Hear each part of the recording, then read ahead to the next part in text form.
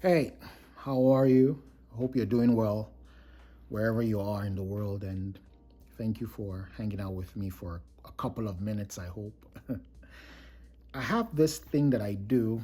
Now, I don't know why I do it, maybe because I just like to consume information or whatever it is, but I always find myself studying about the naming behind the street. If you As you all know, most streets in the world are named after people. Not all, but about 60 to 70% of streets are named after people. Now, these might be people that have accomplished things locally, nationally, or internationally. But imagine the millions of streets in the world and 50 to 60% named after people. And so I always find myself studying why this street is named after this person. Like everywhere that I've lived and everywhere that maybe my place of work has been located, or my office, or a place I frequent, I always find myself, study who is this lady or who is this guy that this street is named after. And it's really interesting because it opens me to a whole different world, because I'm like, wow, I didn't know that this person achieved this thing, or this is the first woman to do this, or the first man to do this, or this person is the first person that, started this research that has, had this impact in society, whatever it is.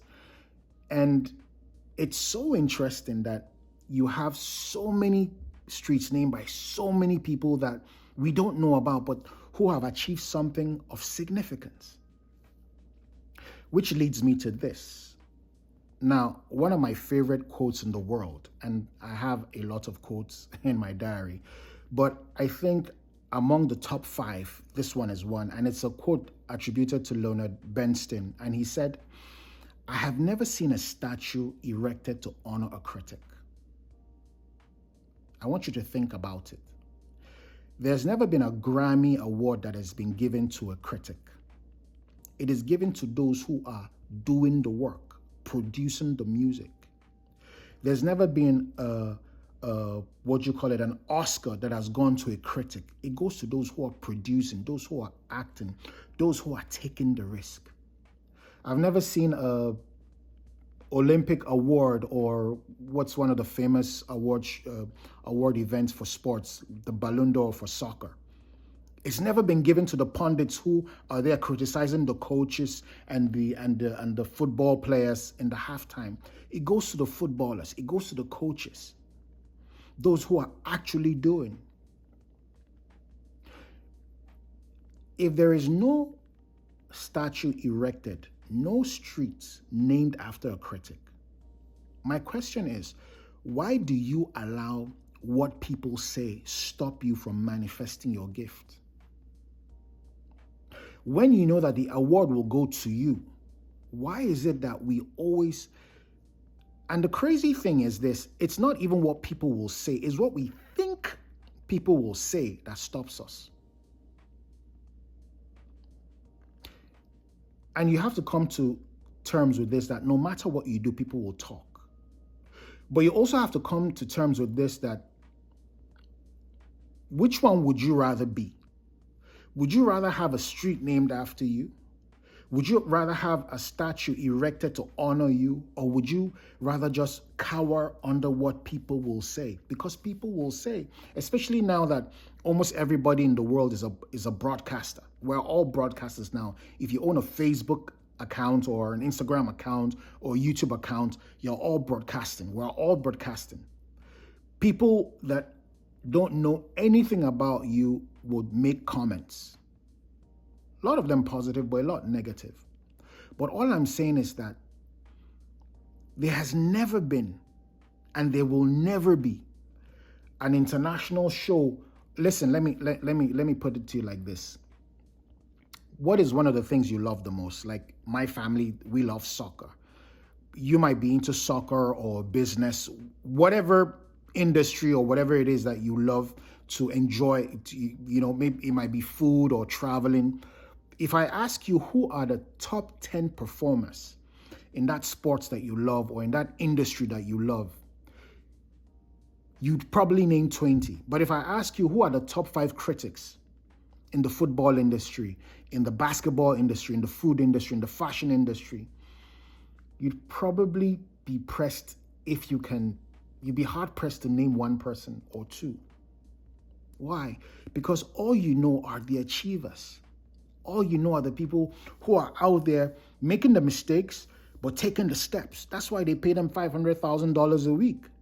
And the pundits that sit in studios with air condition and just talk don't get 1/10 of a tenth of what those guys earn. Why? Because one person is out there doing and the other person is out there talking. And as I said before, we're all publishers. We all own Instagram or YouTube or Facebook account. It is very easy to comment, but it's very difficult to create. I read a study the other day that only 3% of people, was it 3 or 4%? Only 4% of people on social media actually create content. Think about it. If everybody on social media was like you, would there be content? Anytime you Google something, maybe you want to learn about something, the result appears. But somebody took time to put out that information. I always tell my kids that. So which one would it be? Would you be motivated by critics or motivated by creativity? I have never seen a statue erected to honor a critic. Never seen a street named after a critic. In all my years, and I've read probably few hundreds of street names, I've never seen one person who was a critic. Not one person. You might have famous journalists, yes, but never a critic. Never somebody who sits down and criticizes what other people do. So why should that stop you?